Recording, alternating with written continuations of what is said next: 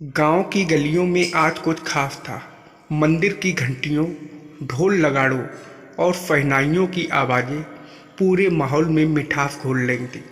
हर चेहरा मुस्कुरा रहा था और उन मुस्कुराहटों के बीच दो चेहरे ऐसे थे जो एक दूसरे में ही पूरी दुनिया देख रहे थे। राज और सिया, बचपन के साथी, स्कूल के दिनों में एक दूसरे के बगल में बैठने वाले, बरसों से दिल में एक अनकही चाहत को पाले हुए, अब वो दोनों विवाह के बंधन में बनने जा रहे थे।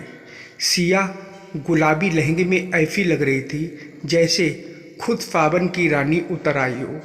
राज की आंखों में वो चमक थी जो सिर्फ सच्चे प्रेम में होती है। शादी की सारी रस्में, फेरे, सिंदूर, मंगलसूत्र, सब कुछ मानो सपने जैसा लग रहा था। लेकिन उसी भीड़ के बीच सिया की निगाहें एक बार मंदिर के पुराने प्रांगण की ओर गईं, वहाँ जहाँ कभी उसकी बहन का झूमता चेहरा दिखता था और अब बस यादें थीं। फूलों से सजा कमरा और एक अनकहा डर। शादी की हलचल के बाद रात ने अपना रंग फैलाना शुरू किया। कमरे को सजा दिया गया था, गुलाब की पंखुड़ियों, चमेली की मालाओं और धीमी मोमबत्तियों की रोशनी से। पर उस कमरे में घुसते वक्त सिया के दिल की धड़कनें तेज थीं। उसने दर्पण में खुद को देखा। वो सुंदर लग रही थी, पर उसके चेहरे पर एक अनजाना डर भी था। कमरे का दरवाज़ा खुला। राज मुस्कुराते हुए अंदर आया। सिया, अब हम साथ हैं, हमेशा के लिए। सिया ने हल्की सी मुस्कान दी, पर कुछ कह ना सकी। राज धीरे से उसके पास आया और कहा, मैं जानता हूँ यह रात हर लड़की के लिए खास होती है और कभी कभी थोड़ी डरावनी भी, लेकिन मैं चाहता हूँ कि हम इस रात को वैसे जिए जैसे तुम चाहो। कोई जल्दी नहीं, कोई ज़बरदस्ती नहीं। सिया की आंखें भर आईं। वो कुछ कहना चाहती थी, पर जैसे शब्द गले में अटक गए। रात के अंधेरे में सिया को एक सपना आया। वो और उसकी बहन नीला पुराने घर की छत पर खड़ी थी।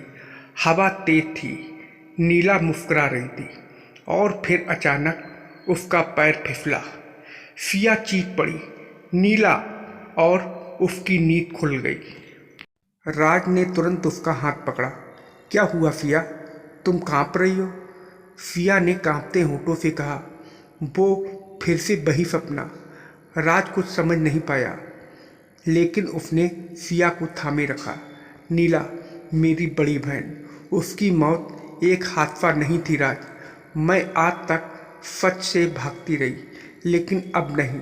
धीरे धीरे सिया ने राज को वो सब बताया जो आज तक किसी को नहीं बताया था।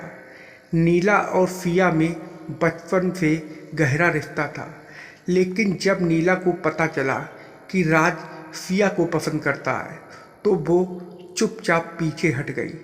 पर उसी रात, दिवाली की रात, जब सब पटाखों में मस्त थे, नीला घर की छत से नीचे गिर गई। सबने माना कि वो हादसा था, पर सिया जानती थी कि नीला उस रात बहुत परेशान थी। उस रात मैंने नीला को रोते देखा था। वो कह रही थी, मुझे सब छीनने की आदत नहीं सिया, लेकिन मेरा दिल कहता है राज सिर्फ मेरा हो सकता था। और उसके बाद बस चीख थी, अंधेरा था।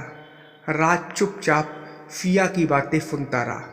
उसके चेहरे पर कोई गुस्सा नहीं, कोई अविश्वास नहीं था, सिर्फ समझदारी थी। सिया, उसने कहा, जो बीत गया वो हम नहीं बदल सकते, लेकिन आज तुमने मुझ पर इतना भरोसा किया, यही हमारे रिश्ते की सबसे बड़ी नींव है। उसने सिया का हाथ पकड़ा। मैं तुम्हें तुम्हारे अतीत से आज़ाद नहीं कर सकता, लेकिन तुम्हारे आज और कल में तुम्हारा साथ जरूर बन सकता हूँ। सिया ने पहली बार पूरे दिल से रात की आंखों में देखा और मुस्कुरा दी। उस रात कोई सुहाग रात जैसी रस्म नहीं निभाई गई। वो रात बनी एक दूसरे का सहारा बनने की रात। दो आत्माओं के बीच समझ, अपनापन और प्यार की रात।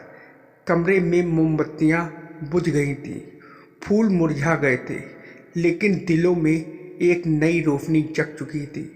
शिया ने पहली बार नींद में मुस्कुराया था, क्योंकि अब वो जानती थी उसके अतीत के अंधेरे में भी राज उसकी उंगली थामे चलता रहेगा। तो दोस्तों, आप लोगों को यह कहानी कैसी लगी कमेंट करके ज़रूर बताइएगा, और वीडियो को लाइक और सब्सक्राइब करना मत भूलिएगा। वीडियो को पूरा देखने के लिए आप लोगों का बहुत बहुत धन्यवाद।